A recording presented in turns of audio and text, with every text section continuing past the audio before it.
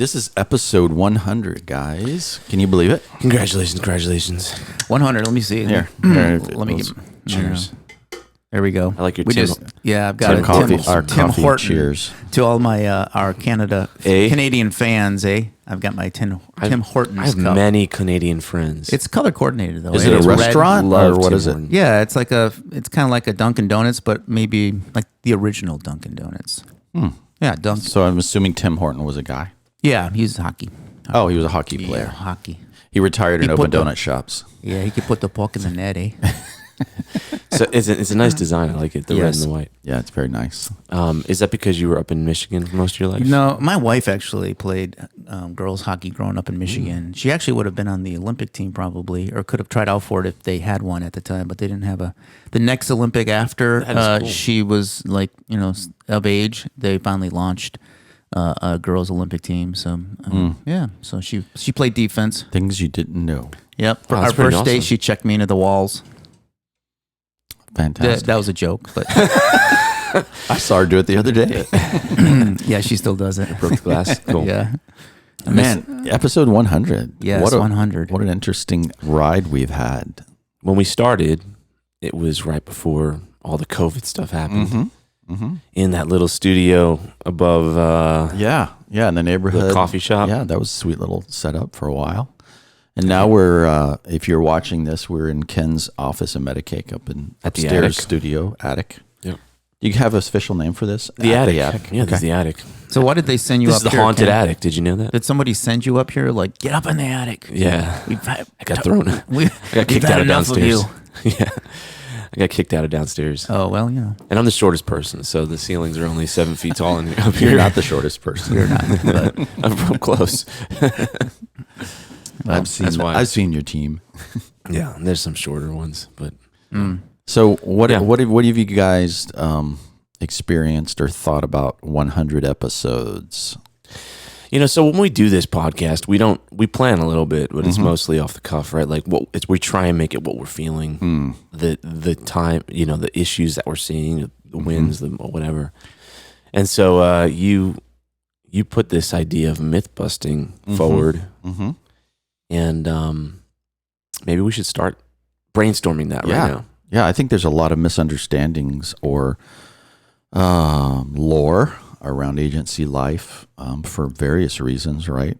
There's some of it, I guess there's always truth to whatever bit of lore there is. And Brad, you and I are old enough to know, agency life, maybe some of that could have been true or not. But it's a different world now, right? There is no more Don Draper kind of existence. I guess maybe in New York or LA, you can still find some of that kind of craziness. Yeah, But, I know a couple people in that world that still kind of act that way. yeah, maybe a little bit, but I think that world is, when people leave that world, they think of burnout and they think of chaos and bad culture. Which still does exist. Bad culture, which still exists. And so, but yeah. What about you guys? Like, why don't we start with you, Brad? Yeah. And go around. Like, what do you feel is a myth that you would like to bust and discuss? One of the myths, if you're new to the agency world, or if you've been around, you probably have seen this many times. But one of the myths that when I was younger, I didn't really realize is that I always thought that great creative would always win. Meaning, if you were doing a campaign for a client and the best creative was always going to win. And it doesn't. And it's not always the right creative for the client. Even if the agency, everyone in the agency believes it. I've done stuff where you've had 10 people go, this is awesome, this is great, this is going to work, this is right on target. And you go in and the client says, no way, that's not right at all. And somehow you missed the mark and you didn't understand the key pain points, or there's something that was missing. And creative is really subjective as well. So sometimes you get too close to something, you don't see it. And, you're too close, you're too in love with your creative. And so, great creative doesn't always win. So, yeah, I mean, that's That's definitely true. Yeah, I've had many, and It's really subjective, right? People are really close to it. Yeah. And I think, do you have any tactics of how you help communicate to, because here's one thing that we see is sometimes the client thinks that their opinion is their customer's opinion, which is not always the case. So and I believe it's our job to be a kind challenger to perceptions and those kind of things, right? I think, but when it comes to creative, like it's really close to people's heart, and they have strong opinions. And I like blue, I don't like red. Sure, and I think it's always. I think a good marketer, somebody, even a client who's very experienced, understands that great creative doesn't make results sometimes. And that's a challenge. It's like, oh yeah, remember that Super Bowl commercial? That was so funny. That guy did this, fell in the pool and all that stuff. And you're like, who was that for? I'm like, I don't know. Maybe it was that Allstate? Was that Geico? I don't know. I don't remember. I don't remember the brand, but I remember the funny joke in it. It seems like insurance companies are trying to outdo each other with the goofiest, silliest, funniest things. And they all kind of run together, whether it's Geico or Allstate or Liberty or what's the other one? I think in our culture we just want to get people's attention that we forget about the story. Like what's the long story, the long-term story we're telling. But I just know that great creative doesn't win. When I think I told this story before on one of the podcasts, but when I went to college and I studied art direction, the creative side really of advertising, and I had a copywriting instructor who he looked like Santa Claus kind of. He had he had a big beard, and he would like, you can't see this if you're not on YouTube, but he would always like the handlebar mustache, and he was probably 60 at the time, kind of portly. And is it Colonel Sanders? Yeah, kind of looked like Colonel Sanders, but with a little more of an attitude. A little more cocky, I'd say. And so he was a big wig. He was a big writer at Y&R. And he just did this on the side to teach. And so he made us all almost pull all-nighters, literally pull all-nighters to do this campaign. We all had to get up the next day and pitch them all. So we were up there with boards and we read scripts and everything. And he tore us apart that day. I remember that so clearly. And there's this, unfortunately, there was a student who came up and she started reading her stuff, and he looked at her and said, "That's crap," and ripped it up, and like literally ripped the page right in half, and she started crying. And we were like, what has gotten into this guy? He made us stay up all night long. We're ticked, we're tired, we're angry, we're everything. And at the end, he said, this was just an exercise to tell you guys that don't get too close to your creative. You're going to pull all-nighters, you're going to be stressed out, and you're going to pitch to the client, and the client's going to hate it. And get ready for that. And so I'm like, wow, okay, here we go. It's a good lesson in life. It was a good lesson in life. I remember today. And, my feelings weren't that hurt because he didn't rip up my stuff, but it wasn't I probably got bashed a little bit, so. I mean, it's true. You do need thick skin. You need to have the thick skin, but I think a thick skin implies jadedness. You need to somehow, and it is a life lesson, because I think it happens a lot in any service business, right? Especially when you're presenting something that you've worked hard on, that you have, especially if it's creative work, right? But it's true with anything. And thick skin is probably not the right word, but you need to be able to let things roll off of you. Yes. And I've been back and forth. Sometimes I've struggled with that. And I find that when I struggle with that is because I'm not in the right mind space in general. Yeah. That's kind of getting outside of it. But like if I'm low on sleep, which you guys were, but if I'm not super healthy and confident in general and like what I'm doing, then I get caught up in, I take things personally. Yeah. It opens up a whole discussion, which we won't do this time, but just maybe touch on it, is what's the role of testing of creative? Just like focus groups and, testing people on what does it communicate effectively. I've found that that's really the key, right? It's not about this.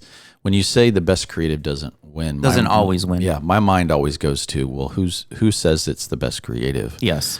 And is it about the best creative or is it about the most effective goal?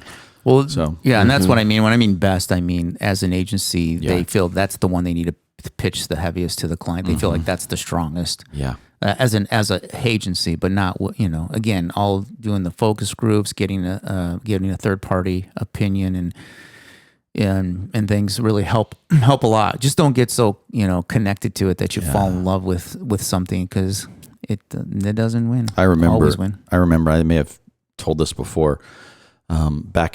Back in the days when I was working on more film and movie projects, there would be movie posters were a big deal. Yeah. And I remember the producers or directors of film would come with some very specific artwork and shots from the film that they would like to be in the movie poster. And so you create these and you work with designers on them.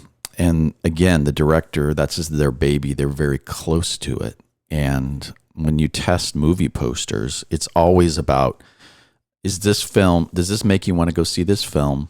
And from the movie posters, what do you think this is about? These are the questions you asked the focus groups.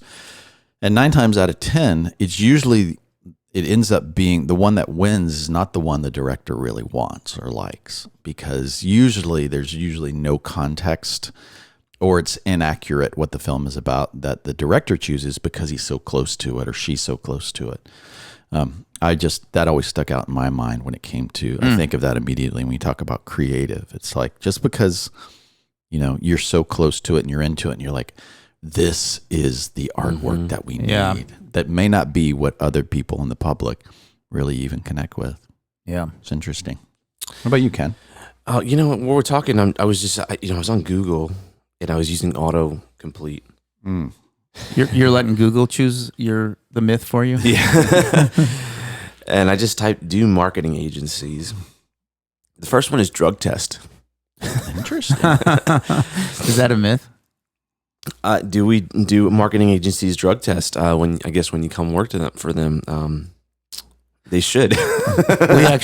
we actually promote. But that would eliminate a lot of people. We actually promote drugs. It helps with our creative.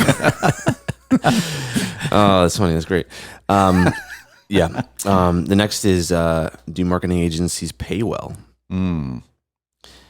And the next one after that is do marketing agencies make money?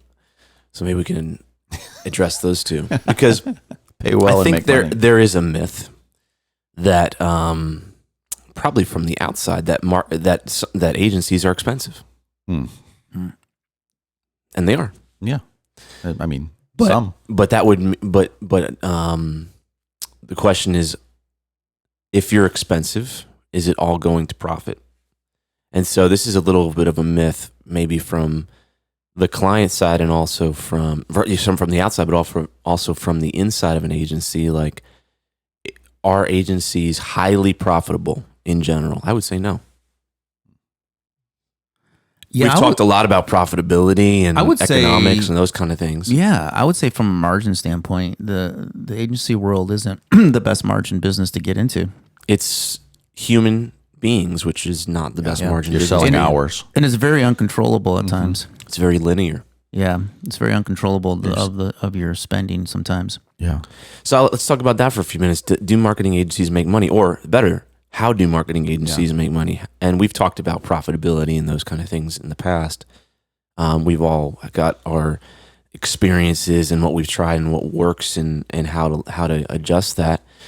But one of the things I see as a problem is agencies are very human capital heavy, and that tends to be, and they sell hours generally, right? And so you tend to have this very linear curve where you make more money, you spend more money, your profits are still low.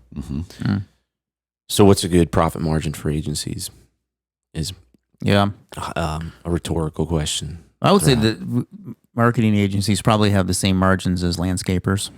I mean, Commercial seriously. landscape. Yeah, seriously. Yeah. I mean, it's Probably. it's people Most of heavy, but they do also have other, they need to buy equipment and. Yeah, I mean, I would say, I think you need to shoot for 30% or more. Yeah. Most businesses say that, well, actually more. I think the number is somewhere around 33 or 34%. If you don't have that in general in business, that profit margin, I think it's widely accepted in the business world that you don't have enough to invest back into the business and still healthily live your life. Yeah.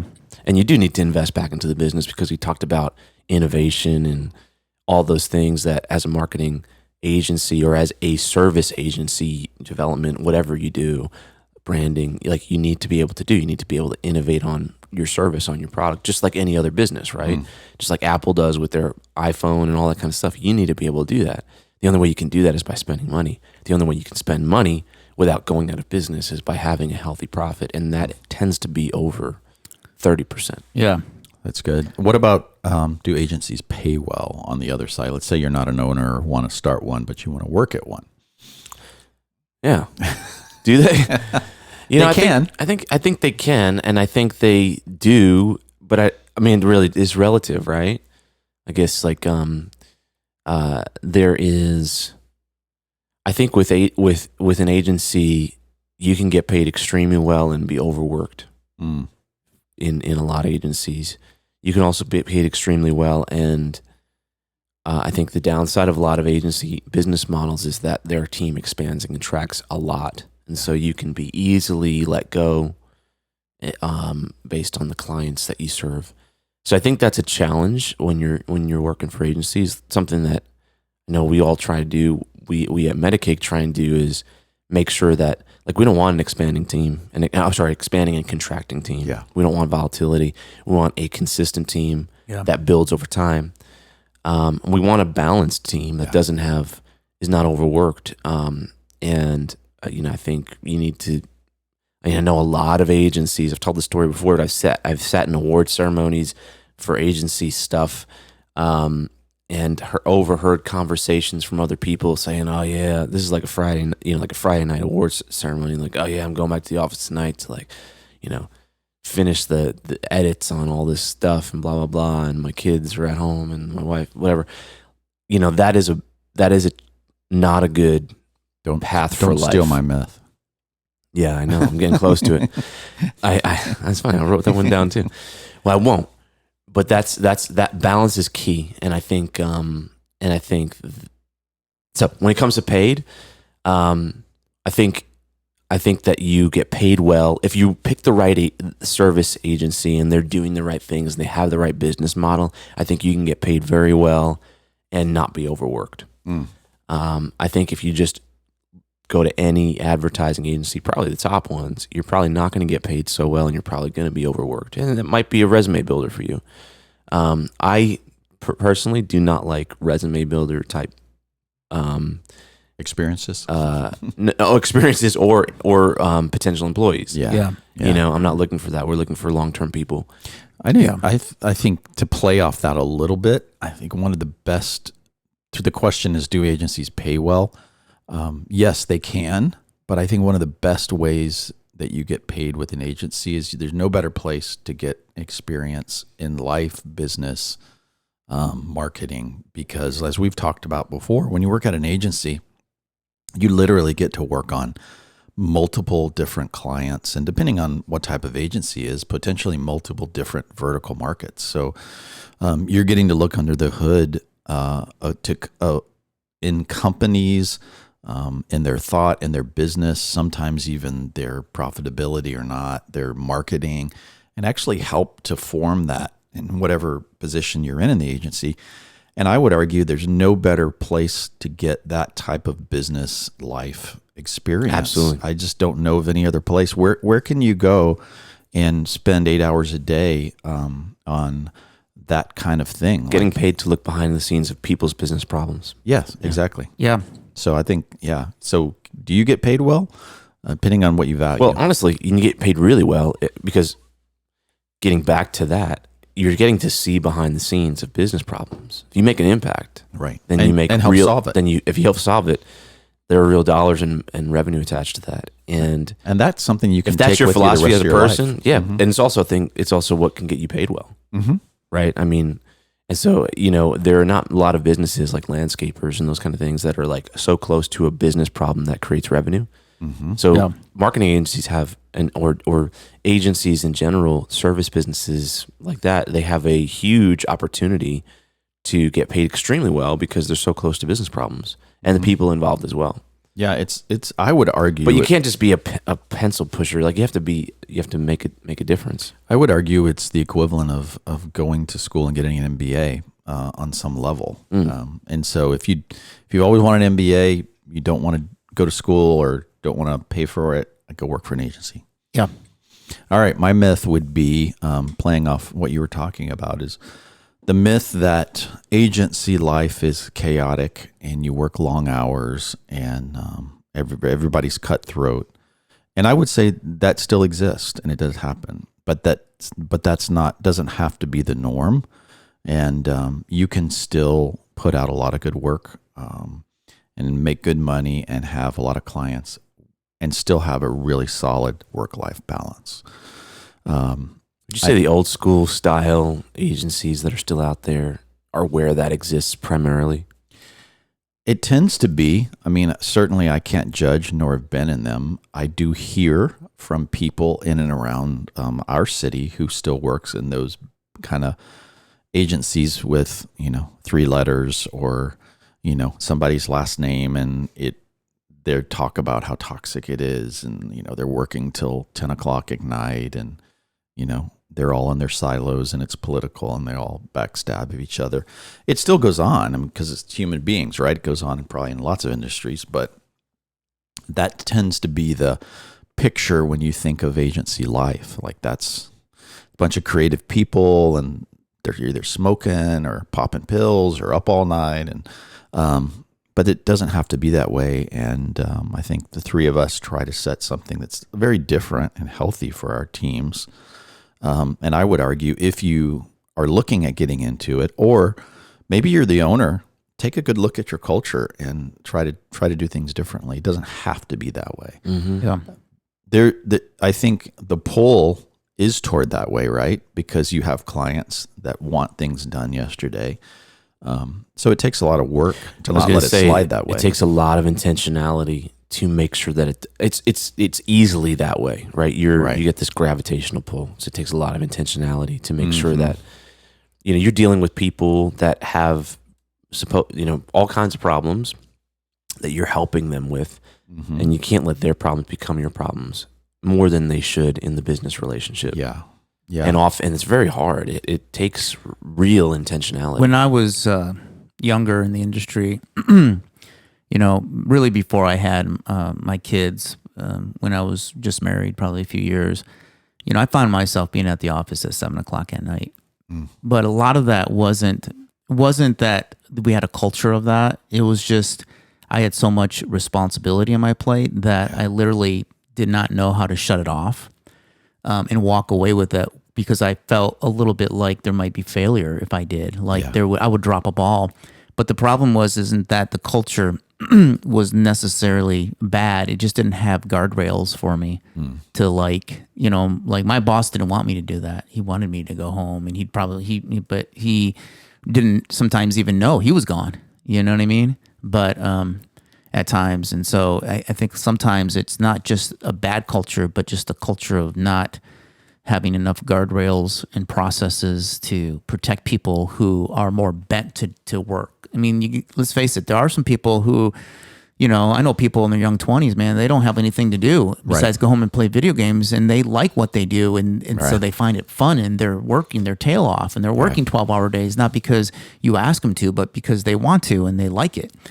You have every so often you get the Elon Musk kind of guy or girl come in and they do that, but that doesn't mean that the rest of your staff has got to do that. And there is a balance. Sometimes you got to cut people off. The problem with the 20-year-old doing that and not having the guardrails is they become 45-year-olds. Yes, with families, or broken families because of it. Yeah, they don't know when to stop. Yeah. So it's really important to model that, to encourage that, to mentor that. Yeah. I was going to say, like, I often have to see some of the indicators because we have like really good people end up doing that, trying to serve. And then they may not end up, 10 years later still doing that, but they may burn themselves out. Yeah. Something that had good intentions turns into this thing that actually makes them not like what they do. Yeah. And so I found that we have to actually stop people from doing that. You know, like, don't like stop at this, like, hey, stop working at this time. Even if, like, unless there's a legitimate thing, we said, we're going to get it to you at this time, and we need to stick to our word. There's always tons of work. So, like, just, you need to stop at a certain time because there's always more to do. And there are always varying levels of pressure for that. And I think another myth on top of that is that work will get done. Work will always get done, and work will never get done. Like, you'll finish your task list. Maybe that's better. You'll finish your task list. Oh man, right? that is, and you'll never finish your task myth. List. Yeah, I know you'll never finish your task list because there's another task put on the next morning. Like, it's so you're just chasing something that's never going to get finished. And that means it's a death sentence when you say, yeah, I'll put it at the bottom of the list. Yeah. Right? That thing's never getting done. Exactly. Yeah. What's horrible. What's one more that you guys have? What else is coming up on your autocomplete there, Ken? My what I'm seeing here, do marketing agencies make money? I've got one. Here's a myth. It's not on the autocomplete. I've got two here. The client's always right. Why are we laughing? The customer's always right. I mean, isn't that the McDonald's? Yeah, you're right. Mantra. You're right. Yeah.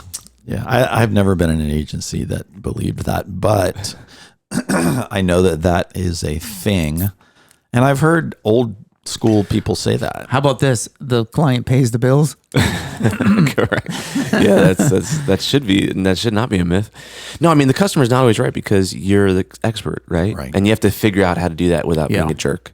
Right. Yeah. But I think I've met a lot of people with that philosophy, both on the client side and people on the services side. I've had people that work for me with that philosophy. And it can be a really detrimental one because it can lead to sometimes a lot. We know this, right? Like the client may tell you that they want this, and this, and if you just do what they want, they lead you down the path that they don't want to be down. And then they look back and they're like, "Why did you give me this?" Yeah, one thing that my perspective on that, just so you know, and I think you tell me if it's a healthy perspective or not, or if I'm being railroaded. I'm not qualified to do that. No, you can. Trust me. Yeah. I always say that I'm here to win the war, not the battle. That's a good philosophy. If you really care about your clients, you might not think that they made the right decision on certain things, and that's okay. And you walk away going, you know what? They're not always right. But in the end, I serve my client first, not just their business, but them. Like, I serve them, and I'm there to be an asset, not somebody that's going to care more about the end result than them as a person or their whatever. So if your mindset is I'm here to win the war, not the battle, you might have many battles with your client, and you might walk away and go, that's a good philosophy. That person is not on track. That person's an idiot, but in the end, that's the person that you're working with, and that's either you want to serve them as a person, right, and do the best they can. You know, if you know in your heart that your agency is the best thing for that company and that person, even if you get only 50% of the stuff done that you need to get done with them, you still maybe did better than most agencies would do that would just get frustrated and walk away. I mean, I think the way to do it, and this can be hard for people like me or a lot of people, but if you have to take ego out of the equation and say, what's the best way to genuinely serve you, which is sometimes a lot of times it's doing what you said you hired me to do in spite of what you as we go along may say. Yeah. Right. And so it's like, I think the biggest thing too with that is that if you find that your client is wrong and you don't have the relationship with your client to be able to express as an agency what you really feel is the right way and why, even if they decide not to buy it and not to, to do their own thing or whatever they're going to do, if you have that relationship and there's a respect there, I think that's key. Like, if you don't have that relationship, it doesn't matter how many times they're wrong or right. if you don't have that real kind of relationship, then maybe that's not the right client for you. This is a good lesson too for your team members and just ourselves, a reminder, because it starts to go into the area of making sure you have really good data and information, because this whole idea of, defaulting to the customer whatever they want, I always am reminding my team members, especially younger ones, if I get a report that I'm approving that goes to a client or a pitch or something, I'm always reminding them, you need to have more data in here that shows why we're recommending what we're doing.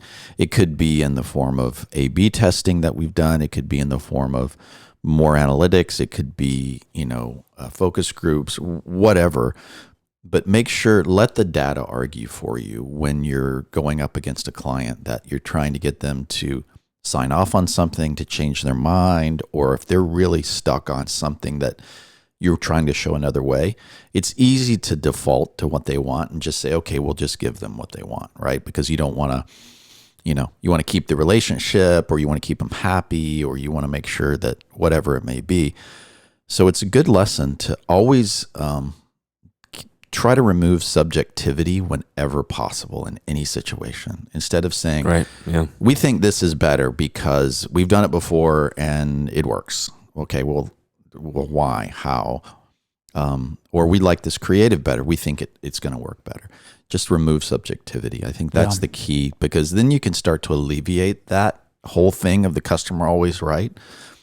Because if you're showing them data, you're showing them facts, and they still say, no, I want it this way, well, that's on them. And most people, most rational people are going to go, oh, okay. I had a guy yesterday, as a matter of fact, he's in a particular industry. He's a business owner. And he has said, and this might sound odd, but he said, but they market to an older demographic.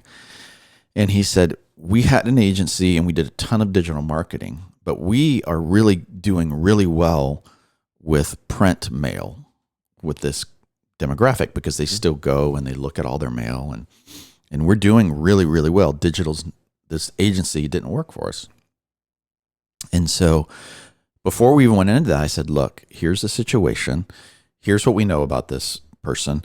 We're going to have to come with a detailed report of conversions, of phone calls and leads in this person, that what we've done in this niche with, it was big, we're comparing apples to apples, to show them that 2 cities over, luckily this was a a big company that had many locations, but his locations that he owned claimed that digital didn't work.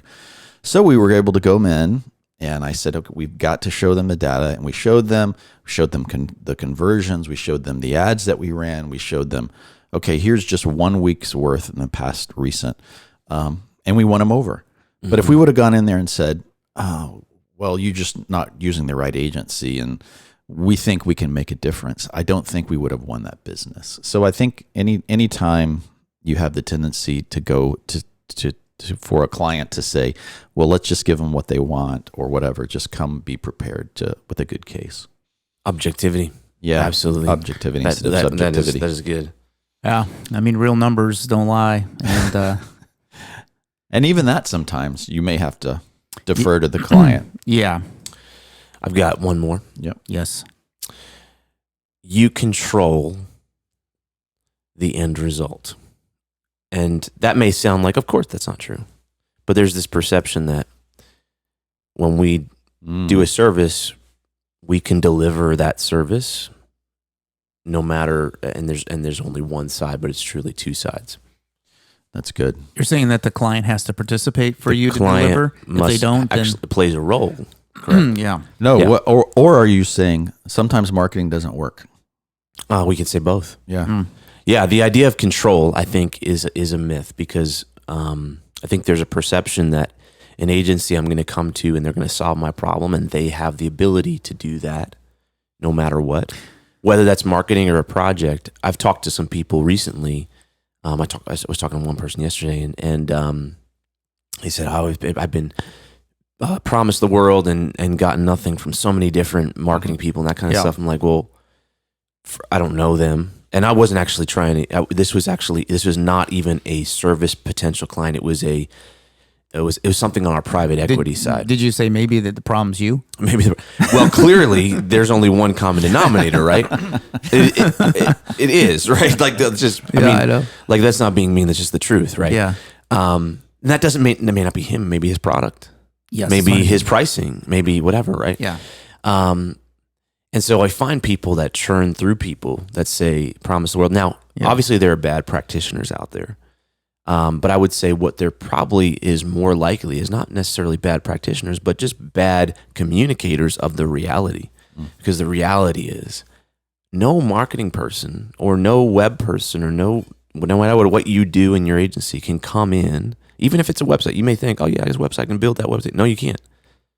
You need stuff. You need approvals from the client. You need participation from what they want. You need copy and content and all these different things, right? So there's no one that can just come in and say, yeah, we can change this situation. Because the reality is they can't. I'm going to come in and apply my experience here. And we're going to be shooting to get you this result. And we think we can because of X, Y, and Z experience, but it's never 100%. And it always requires your participation. Yeah. I find that is not an often communicated very well. So when you guys pitch new clients and, you're giving them their first proposal, how do you, and they believe that like what you're going to, like in your SAO, what you're going to do is, going to make a big difference, or you guys talk about what the results might be. Obviously you can't promise that the world. But what do you do to make sure that they understand that, like you said, Bob, not all marketing works. And so maybe 50% of the stuff you do or 20% may not have results they're looking for. Is there anything that you prepare them for? Do you talk to them about it? Do you talk to them about results? I always say we do not guarantee results.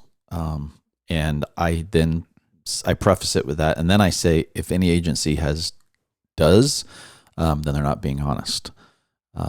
But what I can guarantee you is we're going to use best practices in our experience of success with many clients to do the same for you.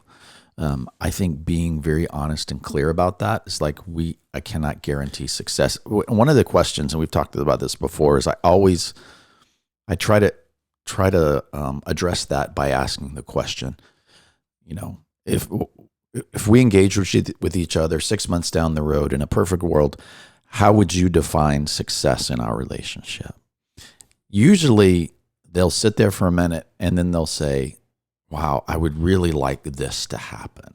Then you can begin to unpack that with them and say, you can either say, well, that's unrealistic, or I think we can get there. But you always preface it by saying, marketing is not a magic bullet, and I cannot guarantee success. But again, what we talked about earlier, here's the data. Here's what we've done for other clients. Here's some best practices. That's the magic bullet question. Right. Magic bullet. No. Yeah. The magic question. Yeah. Yeah. That is something that everyone should ask. I was taught that by somebody else. It's so simple, and this is off topic, but like in a situation of like onboarding a new client, it's so simple, but it allows you to know exactly what they need. Mm-hmm. Right. So like you can even refer back to that. So now you've got a target, right? You can we could just hit this thing. And if we hit that, then this is successful, and right? It may be easier than what you originally thought, right? Well, that's what I'm saying. We tend to overcomplicate things. That's right. I mean, I'm not even just in agencies. I'm saying anyone. Like when we're trying to impress, we overcompensate, which doesn't necessarily help. Like a lot of that is waste. Mm-hmm. And so when we know these are the clear, simple things that define success, then you can just focus your energy on that. That's right. That is important. One thing that I would say we've done that helps with that idea that it's not a magic formula is first communicating that, and then so like getting buy-in, ultimately buy-in in who we are. So here's our experience. Here's why you would work with us. I often say like there's 1 million people that do these things. We do it through this lens, and through this lens, we're very unique. If you like that, then we're the only person on the planet for you. If you don't, then, or if you don't care about that, then there's a bunch of other people, and you can decide, right? So having buy-in on our experience versus like the promise of a result, the promise, because like when you hire someone, it's the same when you hire an employee, right? You're hiring them based on their character, their experience, what you think they can do. You're not hiring them with a guarantee that they're going to do whatever it is that your business needs done, right? Because it's not in their control to do that. Yeah. Like double revenue. You can double revenue. If you double revenue, I'm going to pay you. Like that doesn't exist, right? Because it's not in their control.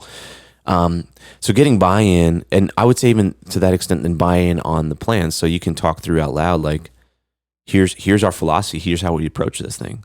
Do you agree? If you like getting buy-in and their input allows them to, either feel good about that process or not feel good about that process. And I think once you have buy-in and you're doing that, you're doing what you said, everyone agreed to it. If again, no one has the crystal ball that says this is 100% going to be successful or not. And so all we know is that we have experience. We've got a plan that we base on experience, and we're going to walk that through really, really hard, shooting for that target as hard as we can. Yeah, you've got to align their definitions of success with yours. I found a lot of mistakes I made early in my career was I was going down one road and they thought, we were going down another. And you have different definitions of success. That's just human nature, right? Yeah. You might think, okay, I'm going to build this website and create a lead funnel that gets them X amount of leads. And the whole time they're thinking, what I want is like brand awareness in my market. And I want more mentions out in my, amongst my peers or whatever it may be. Is you got to define that early on. It's just a simple question that helps you kind of rewrite the proposal or manage expectations. Good. That is good. This is good stuff. Man, myths. There's a lot of myths. So we're going to tackle a few, one or two for the next few episodes. Make sure there's one with a UFO in it. Yeah. Okay. Yeah. Good. Loch Ness. I'll be looking. Well, guys, this has been fun. 100 episodes. It's a milestone. I appreciate you guys. It's been fun. And thank you. Thanks to all who listen. Yeah. 100 more. Yeah, and thanks to all who listen to our episodes and reach out to us and say so. Yeah, we're going to go celebrate we're going to leaving right now. Are you going to drink some whiskey right now? Yeah, we're going to 7 a.m. Yes, we're going to celebrate here. After we're done with this, we're going to go to the bar and hang out. No, actually, I got a proposal to write. Nice. Yeah, nice. But man, all right, guys. Until 101. Happy 100. See ya. Cheers. Cheers. Cheers.